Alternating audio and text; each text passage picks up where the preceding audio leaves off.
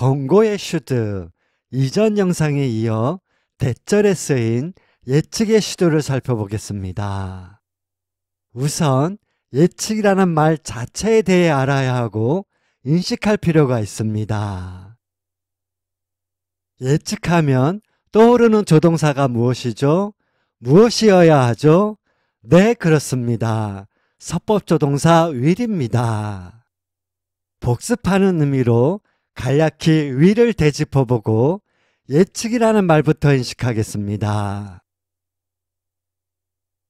대부분 사람들이 마치 약속이라도 한 듯이 정말 잘못 알고 있는 문법들이 있습니다. 그 중에 하나가 will입니다. will 하면 대부분 사람들이 미래나 미래 시제를 떠올립니다. 정말 큰일 날 일입니다. 국어도 영어도 문법에는 미래 시제가 없습니다. will은 서법을 나타내는 서법조동사입니다. 시간과 관련된 시제조동사가 아닙니다. will을 보고 미래나 미래 시제를 떠올리면 그것으로 영어는 끝입니다. 위 영상을 아직 시청 안 하신 분은 꼭 시청하시길 바랍니다. He will go there now. He will go there now. 위 예문은 아무 문제 없는 문장입니다. will은 미래가 아닌 예측을 나타냅니다. 지금은 지금이지 지금은 미래가 아니죠?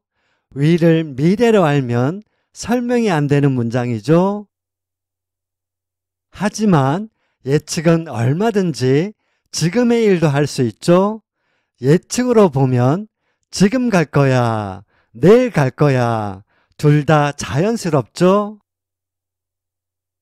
예측은 예측의 의미상 주로 미래 일을 예측할 뿐이지 얼마든지 지금의 일도 심지어 과거의 일도 예측할 수 있습니다. 서법은 화자의 생각이나 마음을 나타내는 동사 문법이고 서법조동사인 will로 나타나는 화자의 생각이 예측입니다. will로 나타나는 화자의 마음은 의지입니다. 주의! 화자의 생각과 마음.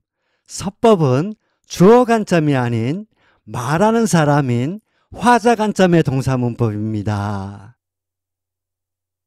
위 예문은 희가 지금 그곳에 갈 것이라고 위 예문을 말한 화자의 생각으로 희에 대해 화자가 예측한 말입니다. 한편 예측할 때 나름의 확신을 가지고 예측하지 않을까요? 예측한 일에 대한 화자의 확신의 정도, 화자의 확신도. will은 예측한 일에 대한 화자의 확신도가 매우 높습니다. 예측임을 감안하면 100%에 가깝습니다. 위 예문은 특별한 일이 없으면 희가 그곳에 갈 것이라고 10중 8구 희가 그곳에 간다고 보고한 말입니다. 잘 알고 계시죠? will로 표현되는 예측, 화자의 확신도가 매우 높은 이유는 비교적 객관적인 근거로 예측하기 때문이죠. 방금 전에 희가 나한테 문자로 그곳에 간다고 했어. 이와 같은 객관적인 근거가 있는 상황에서 화자가 위 예문을 말한 것이죠. 위를 보고 미래가 어쩌고 저쩌고 할 문제가 아니고요. will이 쓰이는 상황을 이해하는 것이 매우 중요합니다. 예측이라는 말을 인식했고요. 이번에는 과거형 서법조동사입니다. He would go there now. He would go there now. 해석을 한번 보세요. 갈 것 같습니다. 이렇게 해석하고 있죠? 과거형은 두 가지를 의미하죠. 하나는 과거, 다른 하나는 불확실. 시제에서는 과거형이 과거를 의미하지만 서법에서는 과거는 인식적 거리가 먼 세계이므로 불확실을 의미합니다. 위와 같이 과거형을 쓰면 어감이 약해집니다. 화자의 확신도가 반감됩니다. 50% 정도로 떨어집니다. 갈 것 같기도 하고 안 갈 것 같기도 하고 may와 확신도가 비슷한 이런 말이 되는 것입니다. 이번에는 서법조동사 shall을 다시 보겠습니다. You shall quit drinking. You shall quit drinking. shall은 어감이 매우 강한 말입니다. 화자의 결의를 나타냅니다. 너는 술을 끊고야 말 것이다. 반드시 그렇게 될 것이다. 의역하면 내가 너를 술을 끊게 해주겠다. 이런 말입니다. shall이 유난히 많이 나오는 책이 있습니다. 바로 성경책입니다. 하나님이나 예수님의 의지라서 그렇습니다. You shall die. 너는 죽고야 말 것이다. 너는 죽을지어다. 이런 말입니다. 그럼 should로 넘어가겠습니다. shall은 예스러운 말입니다. 현대 영어에서는 몇몇 경우를 제외하고 잘 쓰이지 않습니다. 위 영상에서 확인해 보시길 바랍니다. You should study hard. You should study hard. 이전 영상에서 다룬 공고의 should입니다. 너는 학생이니 바람직한 일이니 열심히 공부해야 한다. 앞서 조동사가 과거형이 되면 어감이 약해진다고 했죠? 그런데 shall이 어감이 워낙 강해서 과거형인데도 should는 shall보다 약해지기는 하지만 would처럼 절반으로 반감되는 정도는 아닙니다. should가 해야 한다로 해석되는 것을 보면 알 수 있듯이 must와 have to의 중간 정도 공고하는 수준입니다. must와 have to의 중간 정도, 그래서 should가 공고하는 말인 것입니다.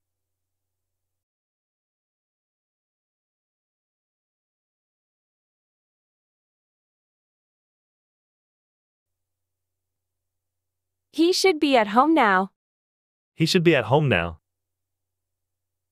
당연히 지금 집에 있을 거야. 당연히라는 말을 넣어서 해석하고 있죠. 공고의 should에서 바람직한 일은 누구나 마땅히 하는 당위적인 일이라고 했습니다.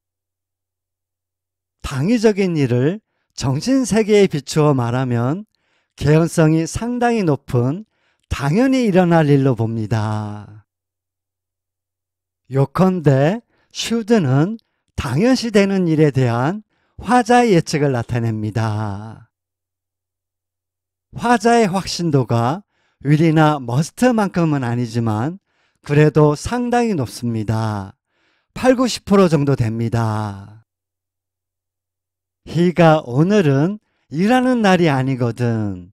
당연히 지금 집에 있을 거야. 이런 상황으로 이해하시고요. 예문을 하나 더 보면 Betty should pass the exam. Betty should pass the exam. 베티는 지금까지 열심히 공부했으니까 당연히 합격할 거야. 합격하고 말고 이런 말입니다. 쉽게 이해되시죠? I should think so. 그럴걸요? 개연성이 상당히 높아 당연히 그럴 것 같다는 말. 드디어 대절에 should가 나옵니다. It's natural that Betty should be angry. It's natural that Betty should be angry. 위 예문은 대절의 내용이 should를 썼으니 배트가 충분히 화를 낼 만한 일이 있고 그 일에 대해 당연하다고 말하고 있습니다. 그다지 어렵지 않죠? 그럼 일단 성공이고요. 문제는 다음 예문입니다. 이번 영상의 하이라이트이기도 합니다. 좀 어렵습니다. 유심히 보세요. It's a pity that you should fail in the exam. It's a pity that you should fail in the exam. 충분히 시험에 떨어질 일이 있고 그 일이 유감이다. 앞선 예문처럼 생각하면 약 올리는 것도 아니고 좀 어색하죠? 실현 가능성이 없거나 실현 가능성이 낮은 일이 실현되었을 때 예측의 의미를 반어적으로 표현해 화자의 주관적인 판단이나 감정적 반응을 나타냅니다. 위 예문은 이런 말입니다. 나는 내가 시험에 당연히 붙을 줄 알았는데 시험에 떨어지다니 유감이다. 반어적인 이런 말입니다. 예문을 좀 더 보면 I'm sorry that you shouldn't see Betty. I'm sorry that you shouldn't see Betty. 나는 내가 베티를 당연히 만나볼 줄 알았는데 만나보지 않아 유감이다. I regret that she should have married him. I regret that she should have married him. 시가 당연히 안 그럴 줄 알았는데 그 사람과 결혼한 일은 그 사람과 결혼했다니 유감스럽다. 이번에는 should를 한번 빼볼까요? 위와 같이 should를 빼고 직설법 동사로 표현하면 she가 그 사람과 결혼한 객관적인 사실에 대해 유감스럽다는 말이 됩니다. 다음 예문은 대절에 쓰인 should는 아니지만 말하는 상황을 한번 생각해 보세요. I wonder where Betty is. She should be here. I wonder where Betty is. She should be here. should를 썼으니까 궁금하네. 당연히 여기 있어야 할 베티가 어디 있지? 여기 있어야 하는데 이런 말입니다. 이번 영상은 서법과 관련된 이런저런 중요한 내용이 많습니다. 2번 이상 반복해서 시청하시길 바랍니다.